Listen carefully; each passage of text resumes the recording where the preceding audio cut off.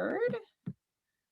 Hello, everyone. I'm Leslie Cornwell, certified nurse midwife with Midwifery Business Consultation. I'm very grateful to have Wendy Pinter here. She's a certified professional midwife from Michigan, and she has an interesting story of her midwifery journey and starting a birth center in Michigan. There's currently not regulations. It's both of our home states, so I know it pretty well. And having had a birth center in this community, I'm very curious to see what she's learned from and maybe stuff I did a few years ago and how we can bounce ideas off. So Wendy, if you don't mind introducing yourself and telling a little bit about your midwifery journey. Sure. I'm Wendy Pinter. I am a licensed midwife and I practice in Southfield, Michigan, which is right in the Metro Detroit area.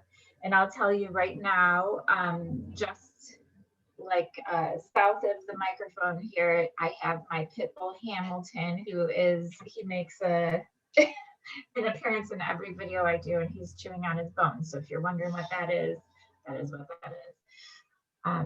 But anyways, I was a home birth midwife since 2007. That's when my practice started. And as I kind of transitioned through different phases of my life, becoming a single mom, I joined the Navy Reserves. Those things actually made home birth midwifery, it really added to it a lot, but it also made it a difficult thing. So I was meeting with a business advisor, like somebody that helps you plan for different moves in your business or improving your business. And we would meet weekly to talk about my goals, which were to eventually open a birth center. So time kind of went on, like I was learning about things that I didn't know, because when we become midwives, we learn our crafts. We learn how to take the best care of our moms and babies, but we don't learn anything about running a business and having employees and signing a lease and having a relationship with a bank. So having an advisor really does help with that. So in 2017, as a home birth midwife, I had 3 births in 3 different counties, and I did not make the last one. The dad had to catch his own baby, which fortunately he was a veteran and he did really great. But it was just kind of the thing where I just put my foot down, like, it's time, all this planning, all this talking. It's a location where everybody comes to you and you've got a couple rooms and know where you're going each night or wherever. Yeah, midwives, I think, are the queen of managing their own adrenal fatigue, and I just am not into that anymore.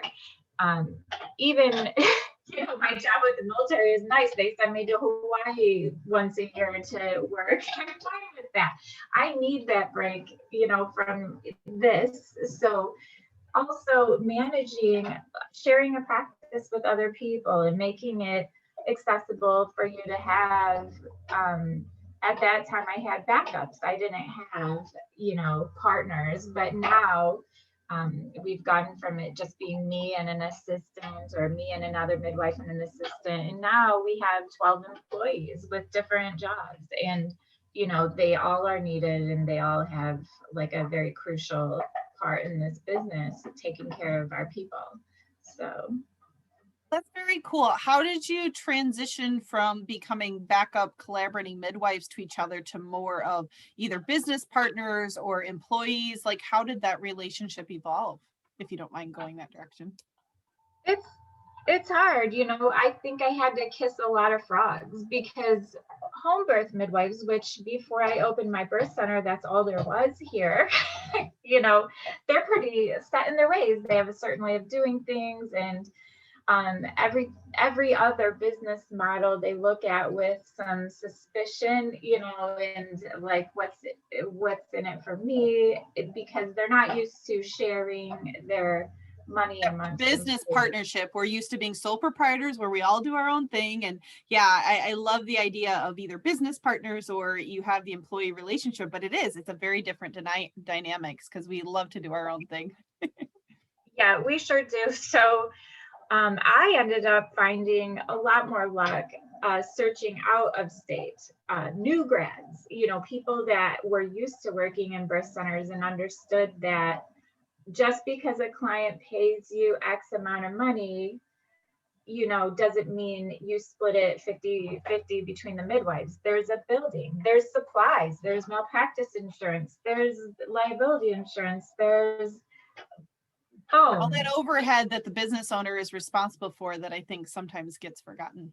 Yes, it is. And also, yeah, and that was always met with suspicion. Like whenever I would go to bring somebody on, they're like, okay, so we split it 50-50. And I'm like, I haven't gotten paid 50-50 since I started this. It's not how it works at all. Like even when you're by yourself, there's other costs. So that was really hard. But eventually, I found a really good midwife, and she shares my call. Yeah, here he comes.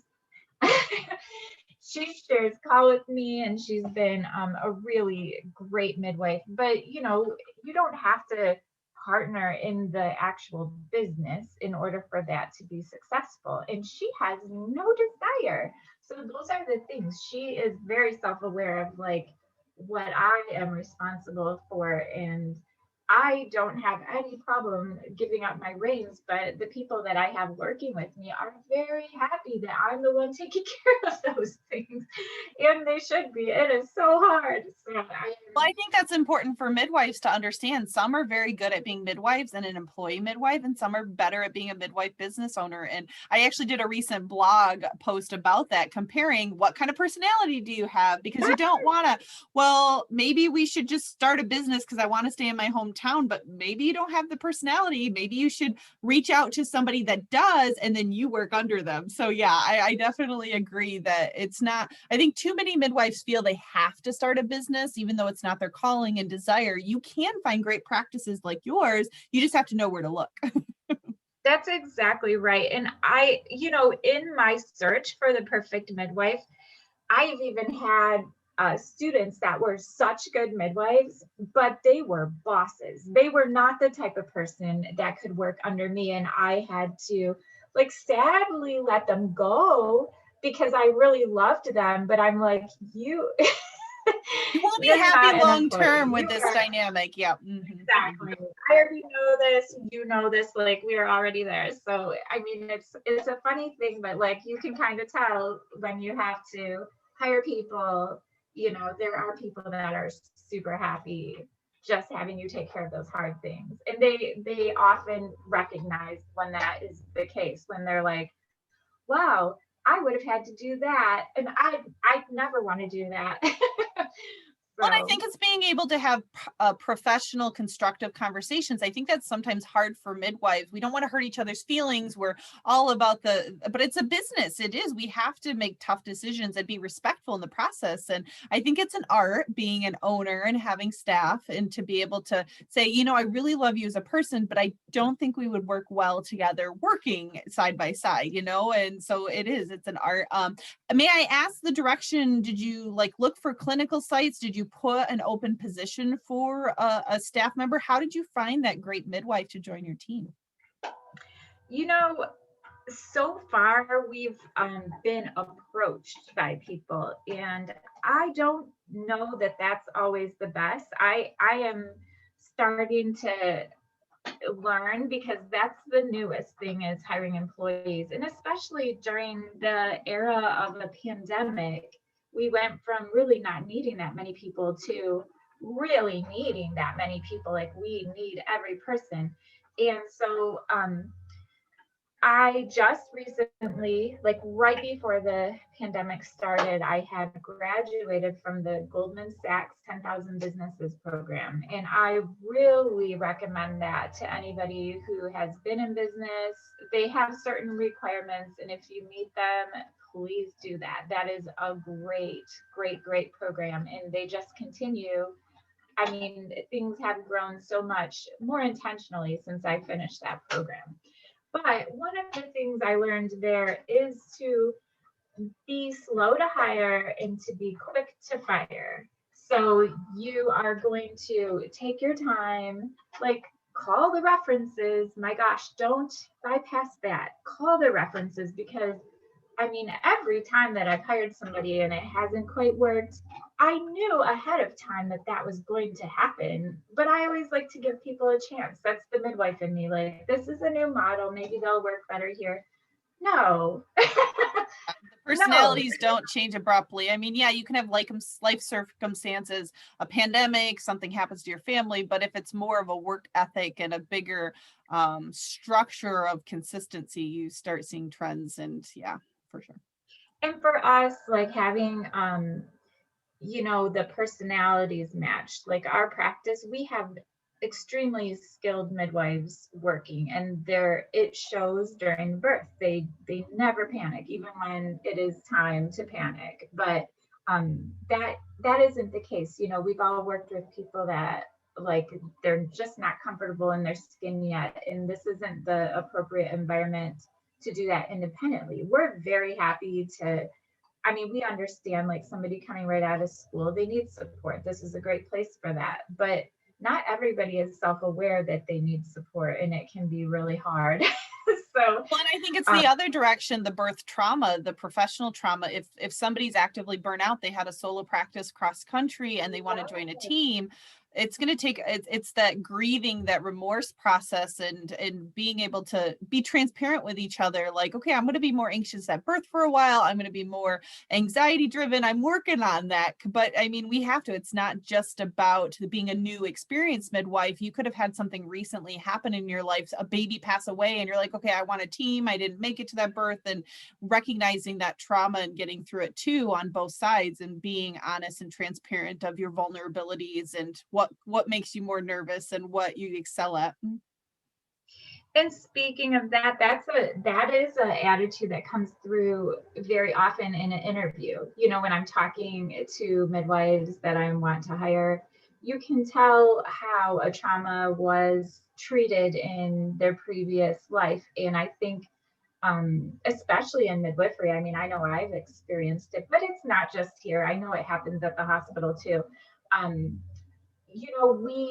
we tend to eat our young when something bad happens, instead of being supportive. And in our practice, the buck stops here. If I'm the midwife, if I'm the pilot in control, I'm the one that is flying that plane. Like, I I don't get to blame the passenger for something. Everything is on me. I don't get to blame the student. Like, the student doesn't know what they're doing. That's why they're there. And there is a lot of passing the buck that goes on sometimes when there's trauma. So in our practice, that is an attitude where I really appreciate that during a difficult birth or a outcome that was less than optimal. The mixture of people that work out in my particular practice are people that understand their individual responsibility and don't try to pass that on to people that are going to suffer if they do. And we actually have a therapist, and we have since I started, on staff. And we have, any type of outcome that is less than optimal since the beginning of time. But now I have somebody right in the building. Not only does she talk to my staff immediately, like we meet as a group with the therapist, but so does the family that just had that birth. We make sure that we all process that together, because it is what it is. You can't, I mean, if there's something you can change, it's probably something that everybody needs to acknowledge. And if it's something that couldn't be avoided, that also needs to be acknowledged. Like, we really try to keep things open and honest, because blame does not fix anything. I honestly had no idea you had such an amazing service. It was just serendipitous that I brought up that in the conversation. I'm taking notes. I'm like, oh my gosh, every business model I talk about now needs a therapist on site. Like, you've got my brain going, because it's true. I mean, as a staff, you lower your litigation. I bet you could get your malpractice cheaper by having that person and making them aware, because you're going to create that open communication for the staff and the families, and a grieving process that's appropriate. And so, no, I think that's amazing what you've creatively thought of. Have you seen it in other places, or did it just make sense to you as part of additional services? I don't know. I mean, I feel like my first year in practice was extremely traumatic. And I think a lot of midwives, their first year in practice is traumatic because you just, I don't know why, but it's just seems to be a normal thing. And so from the beginning of time, you know, there was always like interpersonal difficulties, whether it be between the staff or just processing after births, those type of things. You know, the real reason why I did it is because of how I communicate. I'm a very direct person, and people don't, that's not always like the best thing when you're working with people that are sensitive. And for me, I can just say what's bothering me at work, and then have, you know, I'll forget about it. Once I go home, I've got other things going on. I'm not thinking about work. I leave it. And so I got the therapist actually to help me communicate effectively, because for me, I'm very Buddhist, and I'll be like, whatever, if you don't want to work here, that's fine, you know, and I just won't, I don't think about it.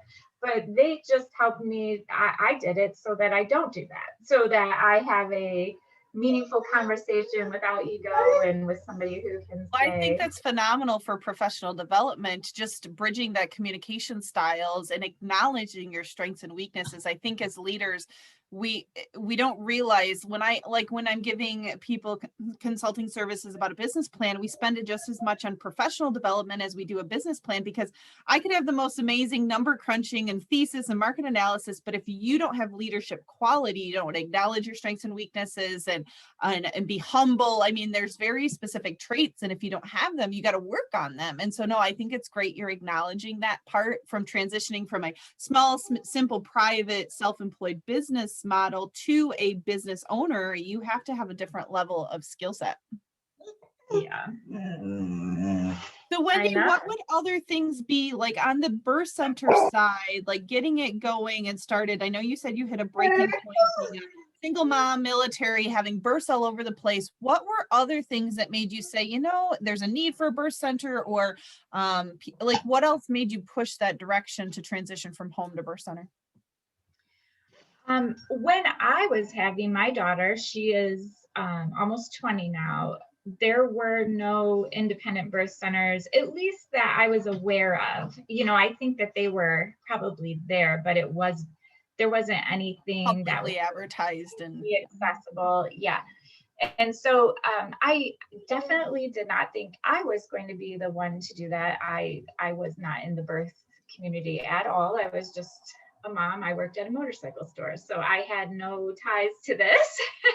But yeah, so I didn't think it was going to be me, but it did never go away. Like that thought that, you know, it was needed.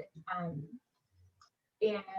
so I guess that's kind of what started it. I actually took my doula training while I was pregnant with my daughter, because I couldn't find a doula that was able to be on call either. It was so weird, but it was just, back then there was really a demand for this type of service. There wasn't anything there. But did I think I was going to do it? No way. No. You gotta start somewhere. And I think it's so cool to say, okay, 20 years ago, doula services were hard to find, and now we've got lots and lots of them. And my vision is the big picture with starting Midwifery Business Consultation. 20, 30 years from now, I want so many midwifery opportunities. I want so many private practices, strong foundations, minimal burnout. We've got a different direction, momentum. And so, yeah, I appreciate your time coming on with me today. Is there any advice you would give to people listening to this, thinking about starting a practice, thinking about going into midwifery? Any 2-minute tips at the end I like to ask? You know, I think my advice for people is to don't pigeonhole yourself that you're the only person that can provide that service. For us, you know, even just having the birth center, we have it steering towards an open model. We're even talking to large doctor practices that have midwives that work out of hospitals that are interested in getting involved with our service. And for me, that's that exit strategy. Like when I can provide this place or this model and share it with other people who haven't had access to a place like this to work. You know, not everybody's going to be interested, but you are not the only person that can get a baby out. That's the thing I want midwives to know. Like, you're not the only one. So if you don't feel good, if you feel like you need to rest, find a way to let somebody younger or more provisioned do it. Like, you can still be the model without being the person that's doing it. And I would stress, like at our first consults and new OBs, I'd say, you don't want Leslie Cornwell care, you want midwifery care. So I would stress the team, I'd get the mindset, because I think it is hard when you have a culture and a community getting such an entrenched legacy of one person and their identity. We lose the focus of, it's not this person and their brand they've created for 30, 40 years. It's the midwifery model. And you can get that from wonderful midwives that, yeah. So I think I appreciate that bringing up and getting people to rebalance. A team, you help each other out. The families are going to benefit from it. If you've been up for 30 hours, you want somebody fresh and new. You don't want the same midwife. It's not safe. It's not that. So I think that's what we need to kind of get, that morphing mentality of, how do we work as a team? How do we support each other? How do we support these families? So thank you very much. My pleasure. So And at Wendy, the end of the day, these parents oftentimes will be like, do you see, this was your midwife at your birth, and I wasn't at their birth, but they do know that I was like really in spirit. And I still get to share in the thought that, like, I did do that. The midwifery essence was presented by you and your team. Maybe you did a couple prenatal visits, but you weren't at the birth. But to the woman, you were part of that team, and it's easier to explain to children. It's so clear that they still feel that I'm there. So it's really interesting, unexpected, and I'm glad that I've lived long enough to see that that's possible. Yeah, if you're comfortable, Wendy, I appreciate you getting on with me today. If people can email you, or a best way to contact you if they have questions about setting up more of a business structure versus just a solo practice. If you have a great resource they can direct to, I'd appreciate it. All right. Well, I mean, my email is wendy@nineshortmonths.com, which is all words. And I think from what I can tell, your resource is a great one. It is super smart if you can. There are a lot of little pitfalls where you can spend money that you don't have to. And so if you talk to a birth center owner or a business consultant, listen to them. They have no reason to steer you wrong. So there's no biases. Their core mission is to help you. Yeah. So no, I mean, that's why I created 3 years ago this wonderful service, because there's resources, there's tools. Why do we all have to rework the wheel for 40 hours making accredited birth center policies when someone else has it? You just have to fill in for your local location. It just didn't make sense to me. Yeah. So that is, I'm still working on all those things. So so maybe, I was going to say, make sure you've subscribed. I think get the emails and look at the resources, but our goal is just to work as a team. Nobody's going to be the expert. I'm very transparent. Like, I talk to birth center consultants all over the country, and I'm like, okay, if you want insurance accrediting, this is the gal you talk to, or this is the gal. I've worked really hard to figure out who the experts are across the country, because I want us to know our weaknesses and our strengths and who to get people to. I think it's about building the relationships and the connections, and finding out who these people are doing what you want to do and are willing to share that knowledge. So thank you very much. Exactly. For your time. Well, thank you for all that you do. Yep. Well, you have a great rest of the day, and I'm sure we will talk soon. All right. Thank you.